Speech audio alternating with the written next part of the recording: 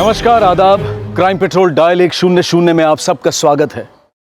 कहते हैं कि जब हमारे पास अधिकार आते हैं तो उसके साथ साथ हमारी जिम्मेदारियां भी बढ़ जाती हैं। लेकिन कुछ लोग अपने इस अधिकार को अहंकार समझ बैठते हैं और अहंकार अक्सर विनाश का कारण बनता है। आज की कहानी महाराष्ट्र के पुणे शहर की ऐसी दिल दहला देने वाली कहानी है जहां दुश्मनी, लालच और रिश्तों की उलझी हुई डोर ने पुलिस को उलझा कर रख दिया।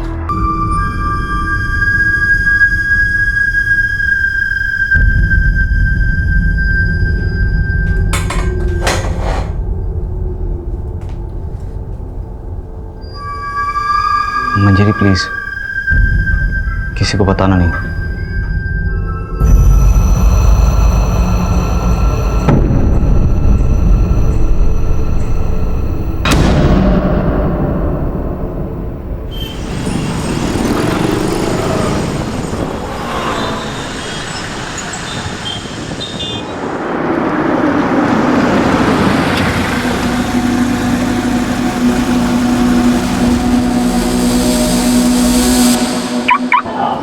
Good morning.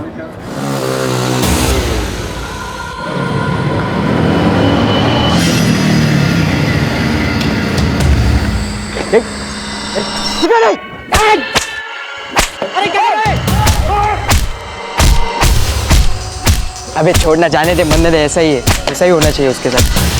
क्या कर रहा है?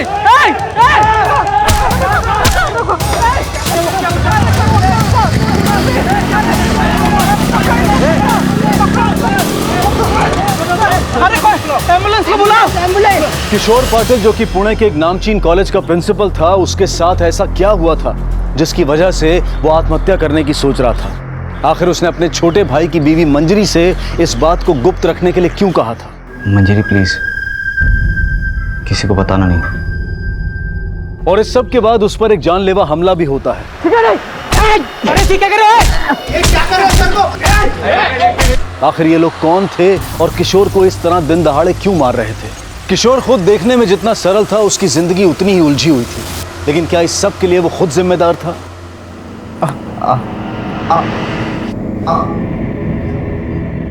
नर्स, बाकी का ब्लड वगैरह अच्छे से क्लीन कर देना। ओके। Hello ma'am. किशोर कैसा है? हाँ, ट्रीटमेंट चला अंदर। अच्छा, डॉक्टर साहब। डॉक्टर साहब, मेरा बेटा किशोर कैसा है? He is fine. आप जरा प्लीज। Okay ma'am. डॉक्टर साहब, इसके बारे में किसी को पता नहीं चलना चाहिए। देखिए, हमें लीगल फॉर्मेलिटीज तो करनी पड़ेगी। उन पर हमला हुआ है, इट्स अ पुलिस केस। नहीं, पुलिस को इन्वॉल्व करने की कोई जरूरत नहीं है। बात का बतंगड़ बना देंगे वो। अटैक कॉलेज के अंदर हुआ है, कॉलेज के रेपुटेशन का सवाल है। पर हम ऐसा नहीं कर सकते, इट्स अ क्रिमिनल केस। आपको जितने पैसे चाहिए मिल जाएंगे। देखिए डॉक्टर साहब, मैं पुलिस के उलझन में नहीं फंसना चाहती। आप बस इलाज कीजिए, दैट्स ऑल।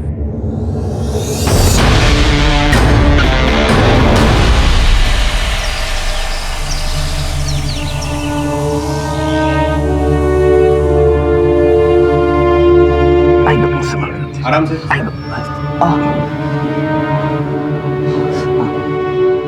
चलते सर। Thank you. किशोर दादा, पंगे क्यों लेते रहते हो इन स्टूडेंट से? बघ जरा बघ केवढं मारलंय तुला। ये तो अच्छा हुआ कि ये देशपांडे सर और साळुंके सर तुम्हें बचाने आए। ये तो पता नहीं जान भी ले लेते। लेकिन हमें कैसे पता कि वो स्टूडेंट्स ही थे या कोई और? मुझे लगता है हमें पुलिस में कंप्लेन कर देनी चाहिए। तुम्हें किसी ने बोला अपना दिमाग चलाने? अपने काम से काम रखो, और अगर कोई काम नहीं है ना तो जाओ किसी शॉपिंग मॉल या फिर मूवी थिएटर में जाके ऐश करो। आली मोठी मला सांगणारी।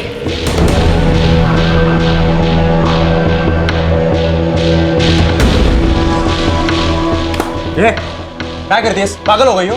तो कौड़ी की हैसियत है नहीं तुम्हारी और मुझे जलील करते हो। तो क्या करूं? आरती उतारूं? अरे जितनी इज्जत देता हूं ना उतने भी बहुत है। तुम क्या इज्जत दोगे?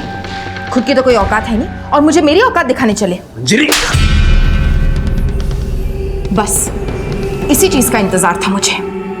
अब मैं चुप बैठने वाली नहीं, देखो क्या करती हूँ। क्या करशील?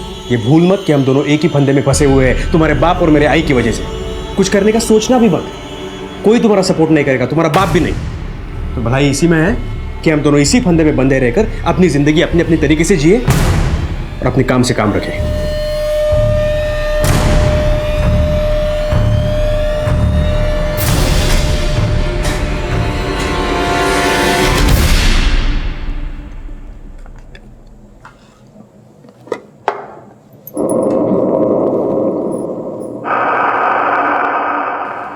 प्रॉब्लम क्या है? तुम दोनों खाना क्यों नहीं खा रहे हो? कोई मर गए क्या? अगर खाना नहीं खाना था तो रूम में बैठे रहते, यहाँ क्यों आए? इस घर में और कॉलेज में सिर्फ मेरे डिसीजन मानने पड़ेंगे। अगर ये बात किसी के समझ में नहीं आई हो तो आप दिमाग में बिठा लो।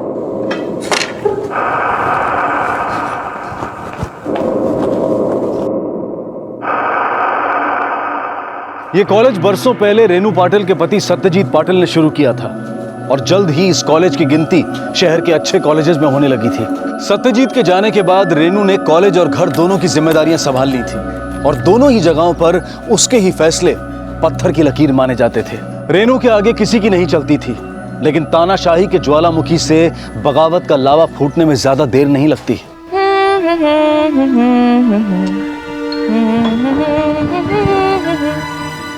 अरे वाह, चांगला मूड दिसतोय तुझा। कोई नया बॉयफ्रेंड मिला क्या? मूड तो तुम्हारा भी बहुत अच्छा लग रहा है, और होगा भी क्यों नहीं। तुम्हारी रिंग मास्टर जो नहीं है घर पे, विपस्सना करने गई है सासू माँ। हे देवा, उन्हें अक्ल देना कि वो हमेशा के लिए वहीं रह जाए, ताकि हम सबका पीछा तो छूटे। तुझा माहिती नहीं मला, लेकिन मैं मेरी आई से बहुत प्यार करता हूँ। प्यार? और उस औरत के साथ? तुम कितना भी अच्छा बनने की कोशिश कर लो सौरभ, लेकिन तुम भी अच्छे से जानते हो कि इस घर में मैं तो क्या, उनकी कोई इज्जत नहीं करता। बस सब डरते हैं उनसे। बड़े आए अपनी आई से प्यार करने वाले।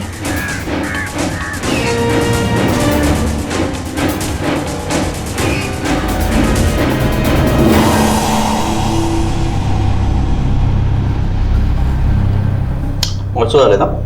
तुम्हें आज भी छोले इतने पसंद है? तुम्हें आज भी मेरी पसंद और नापसंद याद है? तुम्हारे हाथों का स्वाद वैसे के वैसा है। इतने सालों बाद उस दिन जब तुम्हारा फोन आया तो मैं कैसे रिएक्ट करूं मुझे समझ में नहीं आ रहा था। I was surprise. तुम आज भी मेरा इंतजार कर रहे हो? तुम्हारे जाने के बाद कोई पसंद ही नहीं आई। शायद किस्मत ने हमें एक और मौका दिया है पास आने का, और वो मौका मैं नहीं खोना चाहता। लेकिन अगर तुम्हारी आई को पता चल गया कि मैं वापस आ गई हूं तो?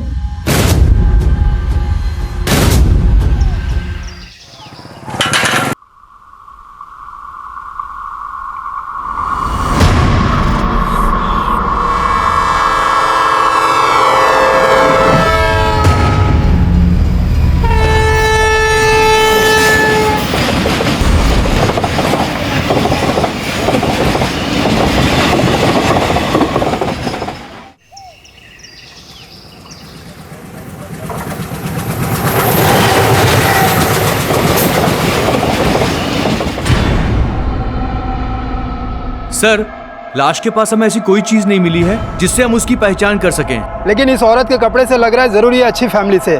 कहीं ये ट्रेन से तो नहीं गिर गई? सर, कहीं ये सुसाइड का मामला तो नहीं? लेकिन अभी कुछ नहीं कहा जा सकता है। ना इसका यहाँ मोबाइल मिला है, ना पर्स, ना ज्वेलरी, और ना उसके बॉडी से कोई ऐसी चीज मिली है जिससे आइडेंटिफाई हो। हाँ सर। लाश को पोस्टमार्टम के लिए ले जाओ और सिटी पुलिस को इन्फॉर्म करो इसके बारे में। जी सर।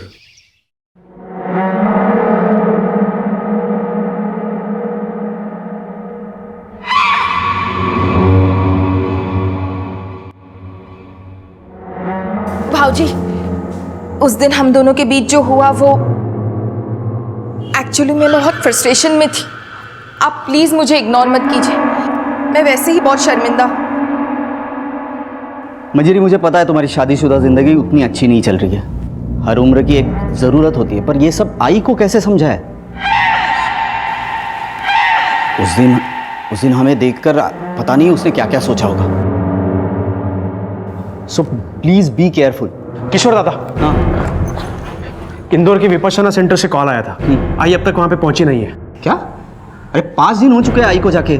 आई ने कहा था कि वहां पे मोबाइल अलाउड नहीं है, इसलिए मैंने कॉल नहीं किया।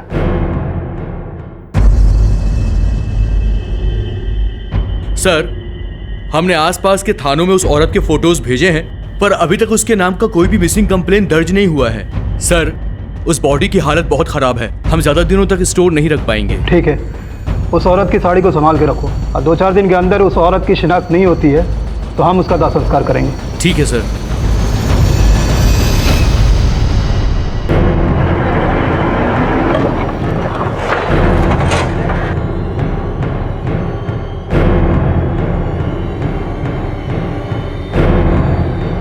सर, आई को इंदौर के लिए निकले हुए 5 दिन हो चुके हैं। अगर वो विपश्यना सेंटर नहीं पहुंची तो आखिर गई कहाँ? साहब उस रात हमने मैडम को स्टेशन पर ही छोड़ा था।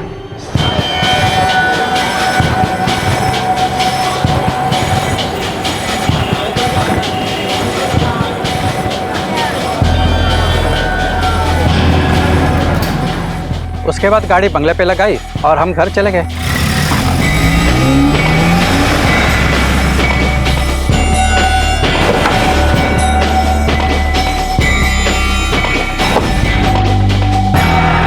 क्या आपकी मैडम को किसी का फोन आया था? मेरा मतलब रेनू जी की फोन पे किसी से कोई ऐसी बातचीत हुई हो या कहा सुनी हुई हो? साहब इतना ध्यान नहीं दिया क्योंकि पहले ही घर से निकलने में देर हो चुकी थी और ऊपर से मैडम गाड़ी तेज चलाने के लिए बोल रही थी। क्या ऐसा हो सकता है कि रेनू जी अपनी मर्जी से कहीं चली गई हो? नहीं सर, बिल्कुल नहीं। उन्हें कभी कहीं जाना होता तो हमें बता के जाती। ठीक है, हमें रेनू जी के बारे में जैसे ही कुछ पता चलता है आप लोगों को इन्फॉर्म करते हैं। Please do that. Thank you. Thank you.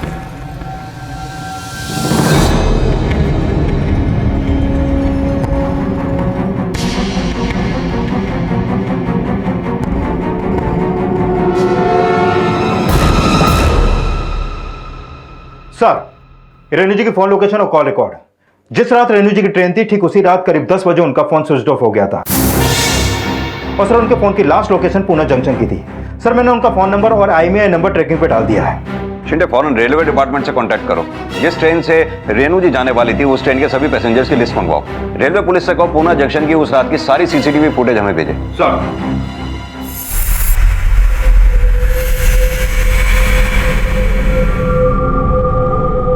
चलो अच्छा है, घर का एक टेंशन तो कम हुआ। काश वो कभी वापस ही ना आए ताकि हम सब सुख शांति से रह पाए। अरे आप दोनों ऐसे क्या देख रहे हैं? आप लोग कितना भी छुपाने की कोशिश करें लेकिन सच तो यही है कि आप भी नहीं चाहते कि वो खड़ूस बुढ़िया कभी भी वापस घर लौटे। जबान संभाल के बात कर। दोबारा थप्पड़ मारूंगा ना, उड़ भी नहीं पाओगी। दोबारा थप्पड़ मारने की सोचना भी मत। तुम्हारी आई नहीं अब तुम्हें यहां बचाने के लिए। पक्का जेल भिजवा के रहूंगी।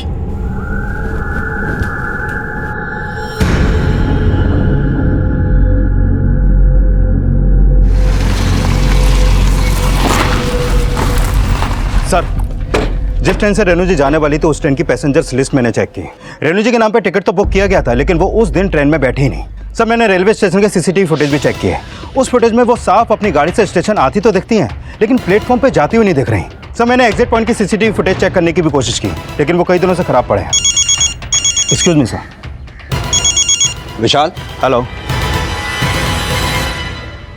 ठीक है, थैंक यू। रेनू जी के फोन का IMEI नंबर ट्रैक हो गया है लेकिन उस फोन पर रेनू जी का नहीं बल्कि किसी और का सिम कार्ड एक्टिव था। फोन की एग्जैक्ट लोकेशन भी ट्रेस हो गई है, मनमाड़ की है। मनमाड़? ये रेनू जी का फोन मनमाड़ पहुंचा कैसे? रेनू के फोन के IMEI नंबर को ट्रेस करते हुए पुलिस का रुख मनमाड़ की तरफ हुआ, लेकिन पुलिस के लिए बड़ा सवाल था कि आखिर रेनू का फोन मनमाड़ कैसे पहुंचा। पुलिस फौरन मनमाड़ में उस जगह पर पहुंची जहां रेनू का फोन एक्टिव हुआ था।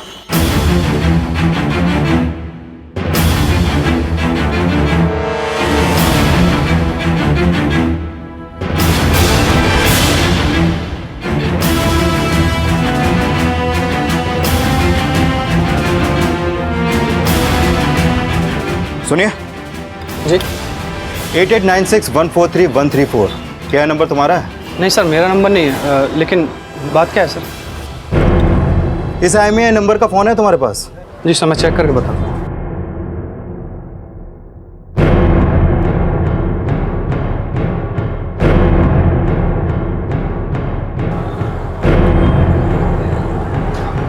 जी सर, ये रहा मोबाइल। ये फ़ोन तुम्हारे पास आया कैसे? सर मैं सेकंड हैंड मोबाइल खरीदता हूँ। एक कस्टमर आया था जिसने मुझे 3000 में बेचा। उस कस्टमर की शक्ल याद है तुम्हें? सर दिन में 50 लोग आते हैं, किस किस की शक्ल याद रखूँगा? अच्छा, तुम्हारी दुकान में इस फ़ोन पे एक सिम कार्ड एक्टिव हुआ था।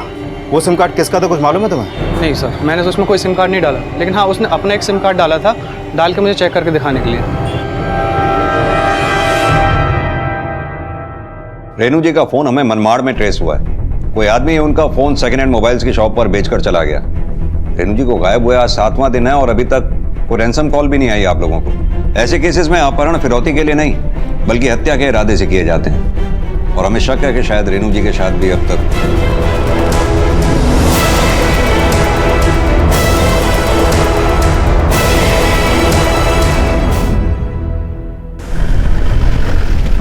एक तरफ जहां पुणे पुलिस अब भी रेनू को तलाशने में लगी थी, वहीं दूसरी तरफ मनमाड पुलिस ने रेनू का अंतिम संस्कार भी कर दिया था। रेनू के हत्यारे अब भी खुले घूम रहे थे, पर जल्द ही पुलिस को एक अहम सफलता मिली। सर, मनमाड रेलवे पुलिस से एक इन्फॉर्मेशन आई है। जिस रात रेनू जी की इंदौर के लिए ट्रेन थी, ठीक उसके अगले दिन उन्हें रेलवे ट्रैक पे एक लाश मिली थी। उसकी डिस्क्रिप्शन रेनू जी से मैच करती है। तो लाश के साथ और कुछ भी नहीं था सर। कंफर्मेशन के लिए मैंने उन्हें फोटो भेज दिया सर। रेनू जी को गायब हुए 7 दिन हो चुके हैं और अब तक उनकी कोई खबर नहीं है। मुझे स्ट्रॉन्ग डाउट है जो ये लाश मिली है ये रेनू जी की ही होगी।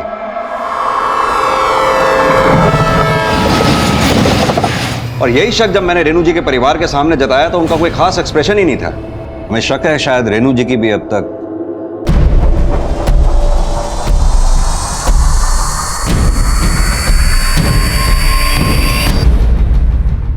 शिंदे, ये रेनू जी का परिवार कुछ समझ में नहीं आ रहा है। इस परिवार के बारे में हमें जानकारी इकट्ठी करनी चाहिए और खास तौर से रेनू जी के बारे में। वो किस तरह की औरत थी, उनकी किस किस से जमती थी, किससे नहीं जमती थी, दुश्मन कौन कौन थे, सब कुछ। Sir, excuse me sir. Hello, ठीक है, थैंक यू सर। रेनू जी के फोन में जिस शख्स का नंबर एक्टिव था उसका पता चल गया है।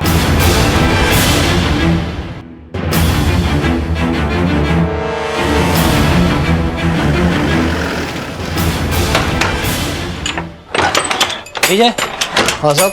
आओ चलो। अरे साहब कहाँ लेके जा रहे हो? अरे साहब बताता साहब बताता।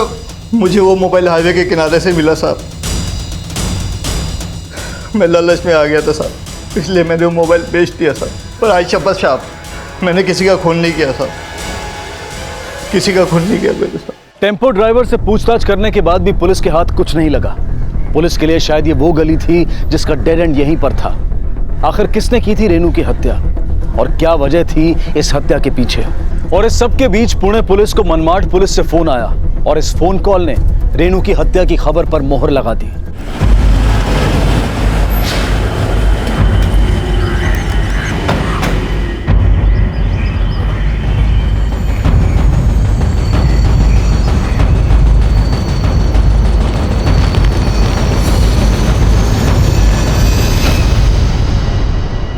हाँ सर, ये मेरे आई की साड़ी है, उस दिन यही पहनी थी उसने। मनमाड में रेलवे पुलिस को आपकी आई की डेड बॉडी रेलवे ट्रैक पे मिली।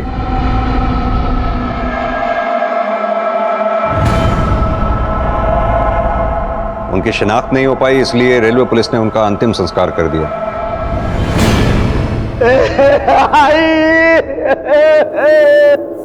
छोड़ो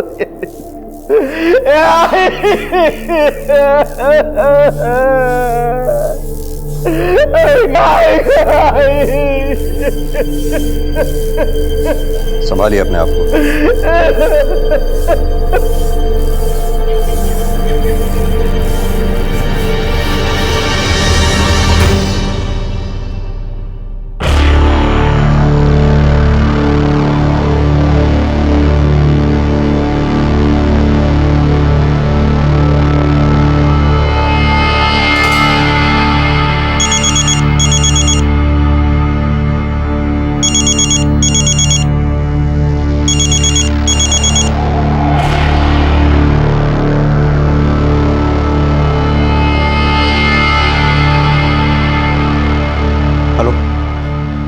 मैंने मना किया था ना तुम्हें कॉल करने को, फिर भी क्यों बार बार कॉल कर रही हो? घर में क्या नाटक चल रहा है मालूम है ना तुम्हें?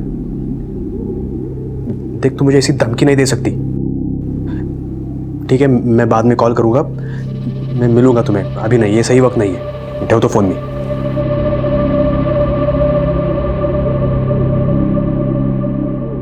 सर, ये रेनू जी की पोस्टमार्टम रिपोर्ट, इस रिपोर्ट के मुताबिक उनकी मौत ट्रेन के नीचे आकर कटने की वजह से हुई थी।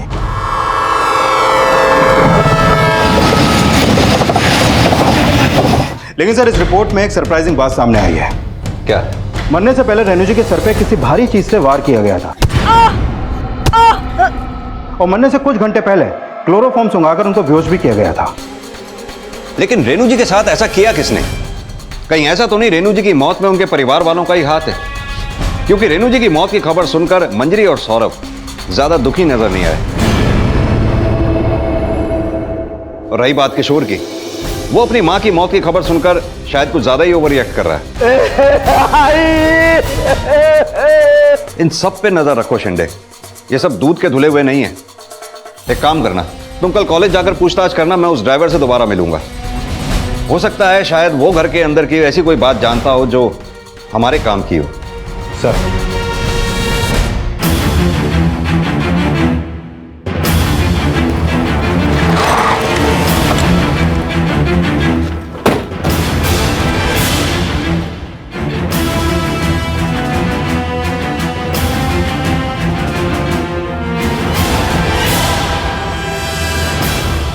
रेनू मैम तो बहुत स्ट्रिक्ट थी सर, सबको बहुत पनिश करती थी। वो तो कॉलेज फेस्ट के वक्त भी किसी को भी नहीं छोड़ती थी, पनिश भी करती थी और सभी के सामने बेइज्जती भी करती थी। रेनू मैम ने तो स्कर्ट भी बैन कर दिया था। याद रखना आते समय बहुत मजा आई थी ना। क्या कपड़े पहन रखे हैं? ऐसे शॉर्ट कपड़े नहीं चलेंगे कॉलेज में। Get out. Sorry ma'am. 7 दिन के लिए रस्टिकेट कर रही हूँ। मैम प्लीज एक बार माफ कर दीजिए। No argument, no argument. Please ma'am please.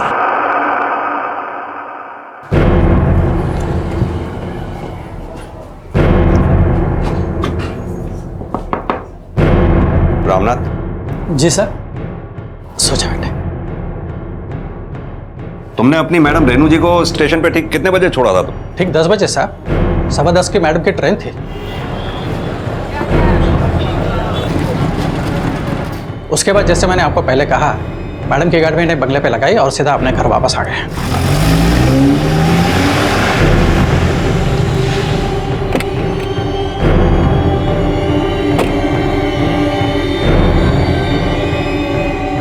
ये कौन है? बेटी है सर मेरी। क्या हुआ इसे? साहब वो मेरे बेटे की शादी एक लड़के से तय हुई थी, लेकिन शादी के 2 दिन पहले लड़कों वालों ने 2 लाख और एक मोटरसाइकिल दहेज में मांगी। गरीब आदमी हो साहब, इतना पैसा इतने कम समय में कहाँ से लाता, कैसे लाता? दहेज न देने की वजह से उन लोगों ने शादी तोड़ दी साहब, जिसका बुरा असर मेरे बेटे पर पड़ा। अपने शादी के काफी सपने सजा के रखे थे साहब इसने। इसे ये सब बर्दाश्त नहीं हुआ, आत्महत्या करने की कोशिश की इसने। मरी तो नहीं, लेकिन इसकी जिंदगी बहुत से भी बदतर हो गई है साहब। तब से लेकर आज तक इसी हाल में जी रही है वो।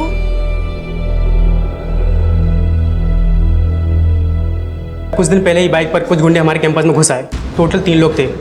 तीनों ने किशोर सर को बहुत मारा सर। अरे ठीक है क्या कर रहे हो सर को? छोड़ो।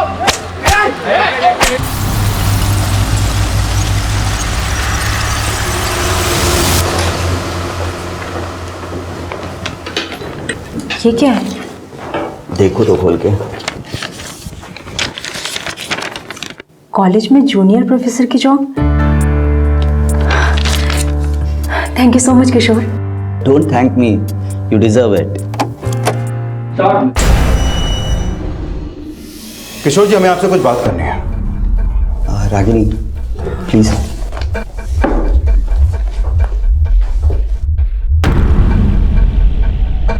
हमें पता चला है कि अभी कुछ दिन पहले आप पर जानलेवा हमला हुआ था। इस बारे में आपने पुलिस में कंप्लेंट क्यों नहीं की? नहीं सर, जानलेवा नहीं था, कुछ लोगों से हाथापाई हुई थी। मामला इतना बड़ा भी नहीं था जिसमें पुलिस को इन्वॉल्व कर पाए, इसलिए मैंने कंप्लेंट नहीं की। क्या लगता है आपको किसने किया होगा ये सब?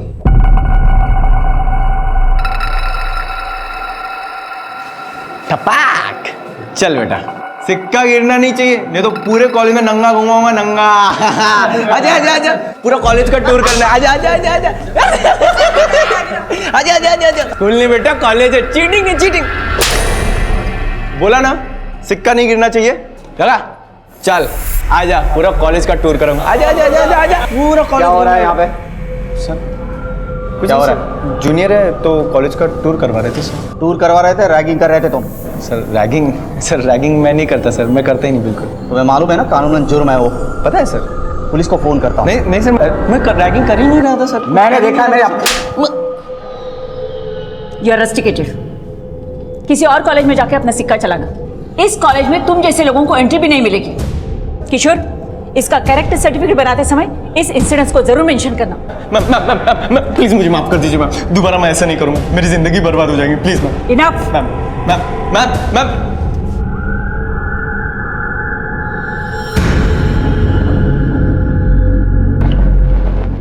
सर, अमरजीत का फोन ऑफ आ रहा है। मैंने उसका फोन ट्रैकिंग पे डाल दिया है। उसके माँ बाप को भी नहीं मालूम कि उनका बेटा कहाँ है। क्या किशोर पे हमला करने वाला और रेनू जी को मारने वाला ये अमरजीत हो सकता है? हो सकता है सर, क्योंकि उन्हीं की वजह से उसका करियर चौपट हो गया। शायद इसी बात का बदला निकाला उसने। फिर तो कॉलेज के कई ऐसे स्टूडेंट और स्टाफ मेंबर्स होंगे जिन्हें रेनू जी के इस स्ट्रिक्ट नेचर का सामना करना पड़ा होगा। शिंदे, हमें कॉलेज के हर ऐसे स्टूडेंट और स्टाफ मेंबर की लिस्ट बनानी होगी।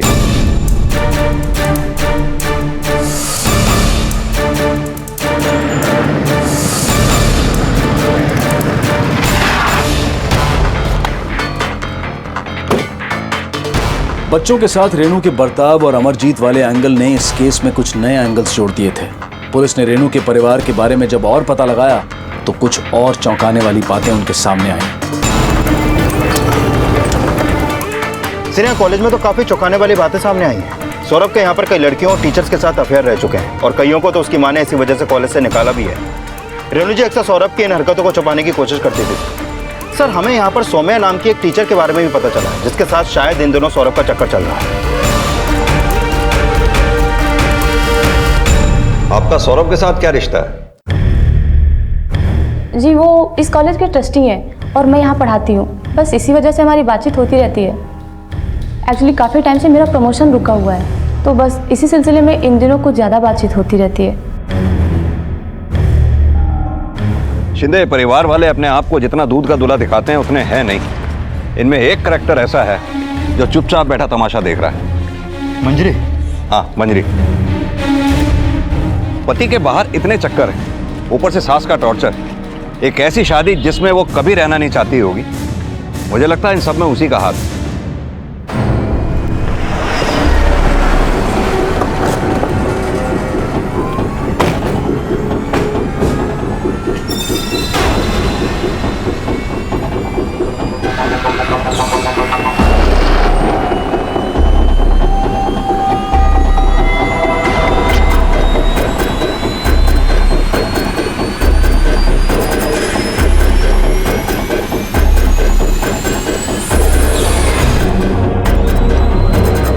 सर, कुछ नहीं मिला। ये सौम्या और सौरभ के बारे में पता है आपको?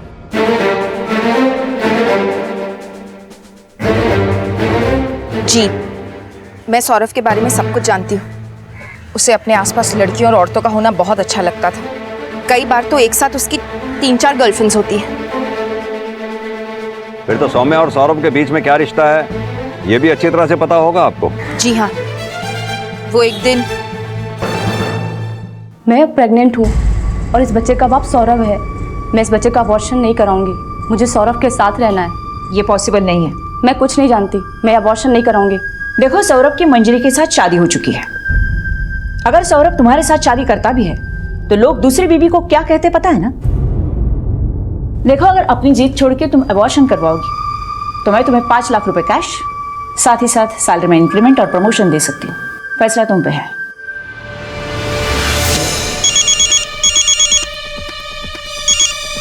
हेलो मंजरी, तुम्हारा पति मेरे होने वाले बच्चे का बाप बनने वाला है। क्या बकवास कर रही हो? कौन हो तुम? मैं कोई बकवास नहीं कर रही हूँ। अगर तुम्हें भरोसा नहीं है तो तुम खुद कॉलेज आकर अपनी सास से पूछ लो। तुम्हारी सास ने मुझे अबॉर्शन करने के लिए 5 लाख रुपए और सैलरी में इंक्रीमेंट देने का ऑफर किया है। तुम्हें जब इतना सब मिल रहा है तो मुझे क्यों फोन कर रही हो? तुम्हारे पति ने मुझे धोखा दिया है। उसने मेरी फीलिंग्स के साथ खेला है। तुम्हारी सास ने जो दिया वो मूल था। अब मैंने तुम्हें बताकर अपना ब्याज वसूल किया। सौरभ, मुझे तुम्हारे साथ नहीं रहना है। मुझे डिवोर्स चाहिए। अरे भाई, हे वक्त दिन में मैं किसी के भी साथ घूमूं, रात में तो तुम्हारे पास वापस आता हूँ ना। ये कैसी बातें कर रहे हो तुम? और कितनी लड़कियों के साथ चक्कर है तुम्हारा? मेरी कोई वैल्यू नहीं है तुम्हारी लाइफ में। मुझे तुम्हारे साथ नहीं रहना है, बस।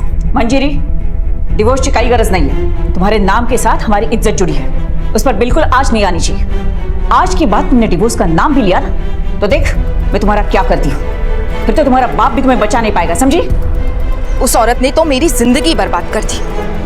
अच्छा वो मर गई। हमारी शादी को तो सिर्फ एक सौदा समझा उसने। हमेशा अपने सौरभ की तरफदारी करती थी। शायद इसीलिए भगवान ने उसे उठा लिया।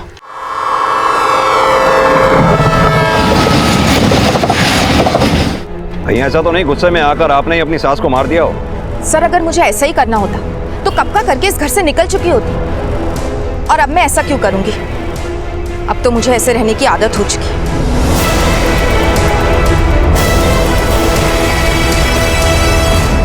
जो कुछ भी पुलिस को सौरभ के बारे में पता चला था वो काफी चौंका देने वाला था, लेकिन उससे भी ज्यादा चौंका देने वाली बात यह थी कि एक मां होकर भी रेनू सौरभ को सुधारने की बजाय उसकी गलतियों पर पर्दा डालने का काम करती थी। रेनू ने अपने स्वभाव के कारण अपने कई दुश्मन बना लिए थे। पुलिस इन्वेस्टिगेशन में ऐसे कई तथ्य सामने आए जिन पर रेनू ने झूठ की चादर डाल रखी थी और जो अब परत दर परत खुल रहे थे। और मंजरी के बयान से यह साफ था कि रेनू पाटिल अपने कॉलेज की प्रतिष्ठा को बचाने के लिए किसी भी हद तक जा सकती थी, फिर उसके लिए चाहे सच को छिपाने के लिए कोई भी कीमत क्यों न देनी पड़े।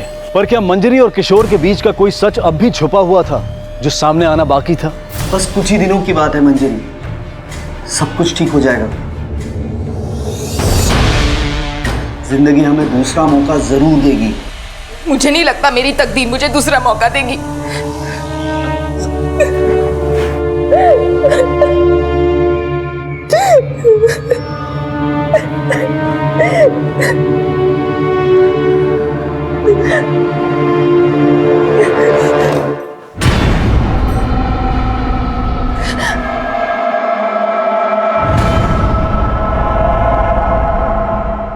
अच्छा, कहना मेरे से मिलेंगे। सर, एक खास बात पता चली है। जिस दिन रेनू जी इंदौर के लिए निकली थी, ठीक उसी दिन से उनकी नौकरानी लक्ष्मी उस घर में नजर नहीं आ रही है। कहीं इस केस में उसका कोई कनेक्शन तो नहीं? देखो लक्ष्मी, चुप रहने से कोई फायदा नहीं। जब तुमने कुछ किया ही नहीं तो फिर डरने की कोई बात नहीं है। जो कुछ जानती हो सब बता दो। सब हमने काम नहीं छोड़ा था, रेनू मैडम ने हमें खुद निकाल दिया था। निकालने की कोई खास वजह? घबराओ मत, जो कुछ भी जानती हो सब सच सच बता दो। सब जिस रात रेनू मैडम इंदौर जाने वाली थी उसी दिन की बात है।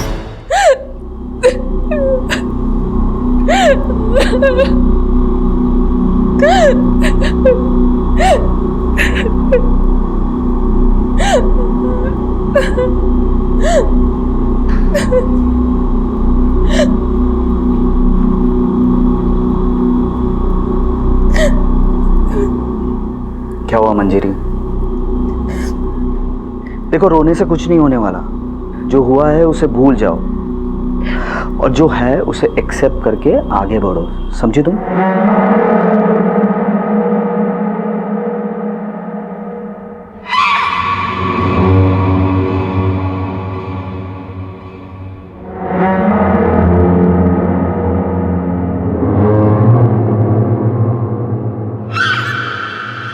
हे काय चाललंय तुमच्या दोघांचं? हाँ? नहीं आई, आप जैसा सोच रहे हो वैसा कुछ नहीं है हमारे बीच में। सच्ची कह रहा हूं मैं।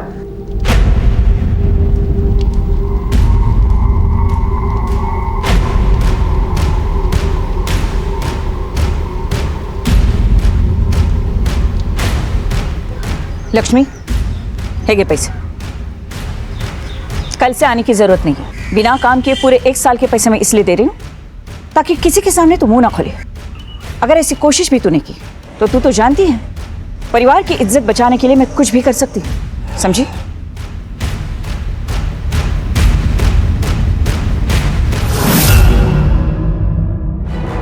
नहीं सर, आप जैसा सोच रहे हो वैसा कोई रिश्ता नहीं है हमारे बीच में। उनका रिश्ता तो रागिनी के साथ है। पिछले 8 सालों से चाहते हैं एक दूसरे को। रागिनी आई नहीं चाहती थी कि हम एक हो, इसलिए मैंने रागिनी से कभी शादी नहीं की। पिछले 8 साल से हम एक दूसरे को चाहते हैं। रागिनी इस वक्त है कहाँ? अब तो रागिनी भी कॉलेज में जूनियर प्रोफेसर है सर। उस वक्त तो उन दोनों को अलग होना पड़ा था, पर अब आई रही नहीं तो शायद इस बार उन्हें अलग ना होना पड़े। ये रागिनी ने दोबारा कॉलेज कब ज्वाइन किया? यही कुछ 4-5 दिन हुए होंगे। यानी रेनू जी के जाते ही रागिनी की एंट्री। Good plan. कहीं ऐसा तो नहीं 8 साल पुराने प्यार के आगे एक माँ की बलि चढ़ गई? क्योंकि जैसे ही रेनू जी रास्ते से हटी वैसे ही किशोर की प्रेमिका रागिनी कॉलेज की जूनियर प्रोफेसर बन गई। ये पुणे और मनमाड़ के बीच जितने भी टोल नाके हैं सबके सीसीटीवी फुटेजेस चेक करो। किशोर, रागिनी, मंजरी तीनों के कॉल रिकॉर्ड्स और लोकेशन डिटेल्स मंगवाओ। जरूर कुछ हाथ लगेगा। Okay sir.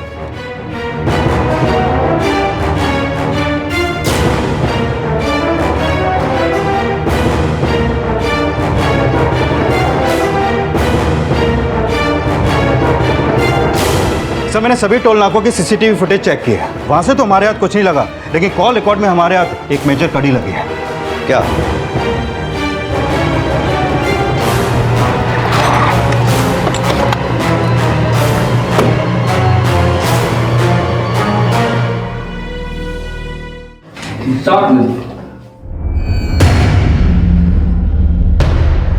तुम नहीं मारा रेनू जी को। तुम्हारी कार भी हमारे कब्जे में है और उस कार से हमें रेनू जी के ब्लड के स्टेन्स भी मिले।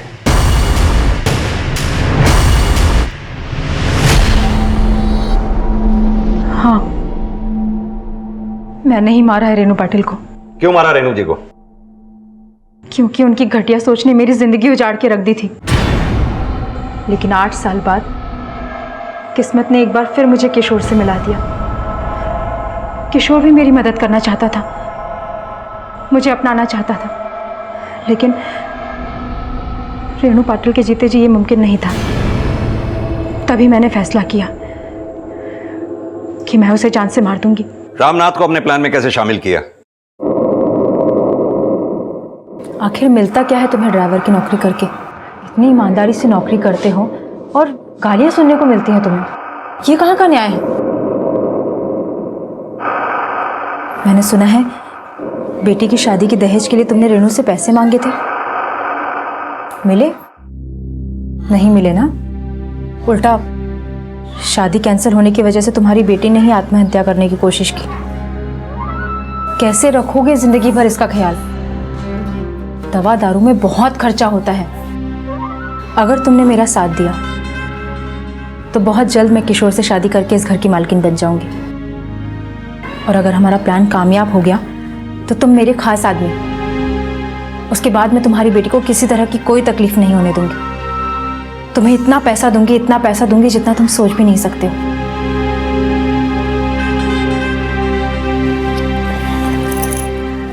फिलहाल ये लो 1 लाख रुपए, पकड़ो।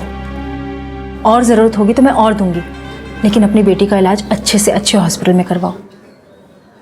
और तुम जो कुछ भी डिसाइड करो मुझे जल्दी से बता देना। एक तरफ बेटी की परेशानी, पैसों की तंगी, और दूसरी तरफ मैडम का खून करके जिंदगी भर अपने बेटी को सुख देने का लालच। मैंने मजबूरी में लालच का रास्ता चुन लिया सर, और मैडम को बंगले से लेकर स्टेशन पहुंचा।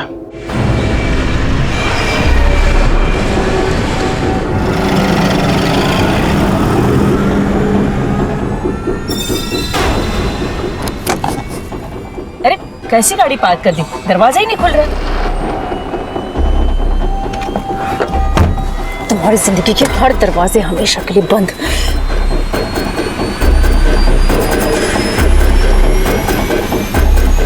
रेणु को बेहोश करने के बाद हम उसी की गाड़ी से जंक्शन के बाहर आ गए और फिर उस जगह पहुंचे जहां मैंने अपनी गाड़ी पार्क कर रखी थी।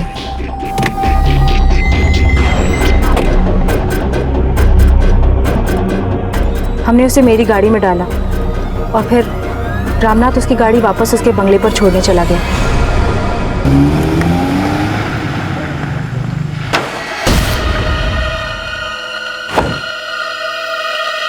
रामनाथ के वापस आने के बाद हम इंदौर के लिए निकलने वाले थे। हमारा प्लान ये था कि हम उसे इंदौर लेके जाते, वहीं उसे मारकर कहीं फेंक देते, ताकि पुणे से इतने दूर होने की वजह से उसे कोई पहचान नहीं पाता और मामला वहीं दब जाता। हम इंदौर के लिए निकलने ही वाले थे कि रेणु को होश आ गया।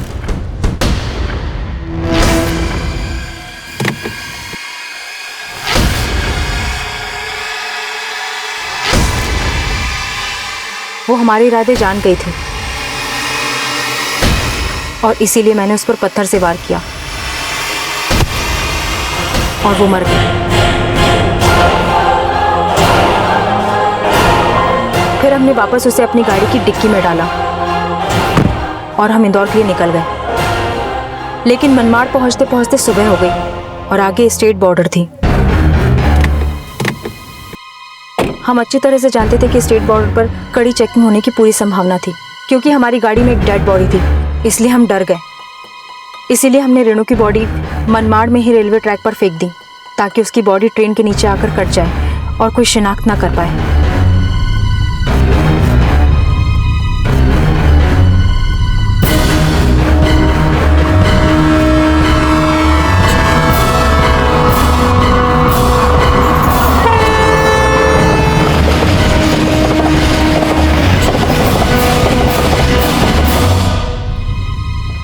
रागिनी, तुमसे कोई मिलने आया है।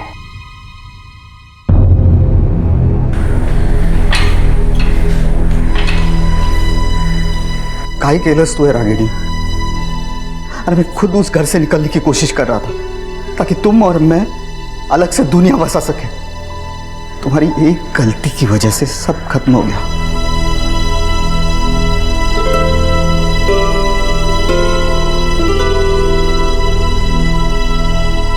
रागिनी ने इस मौत की साजिश करके अपने और किशोर के भविष्य को हमेशा के लिए खत्म कर दिया।